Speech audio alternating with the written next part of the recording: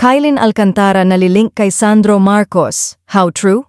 Usap-usapan ngayon sa social media ang umano'y pagkakalink ng kapuso actress na si Kylin Alcantara kay Ilocos Norte 1st District Representative Sandro Marcos.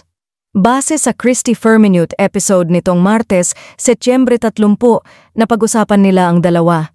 Si Kylin Alcantara nalilink ang pangalan ngayon kay Kong Sandro Marcos. Alam raw kaya ito ni Alexa Miro?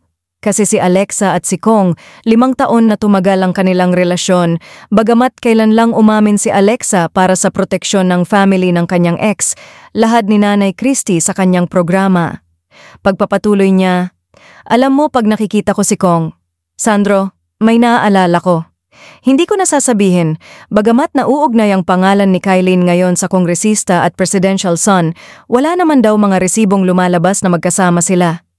May mga kumakalat kasing chika na namtaan umanong magkasama ang dalawa sa isang bar sa BGC, ngunit wala namang mga larawan o video na nakikita. Diyos ko, si Kylin pa, kahit anong ihain mo sa kanya, kakainin niya. Maganda siya at type na type niya ang mga ganyan. Kahit sino nga ang ilink mo sa kanya, ride. Ride lang ng ride. Pagpapatuloy pa ni Nanay Christy, sa ngayon ay wala pa namang inilalabas na pahayag o paglilinaw sina Kylin o si Sandro hinggil sa isyong ito. Salamat sa iyong panonood at kung bago ka pa lang sa aming channel, huwag kalimutang mag-subscribe at pindutin ang bell icon para ma-notify ka kung may bago kaming upload.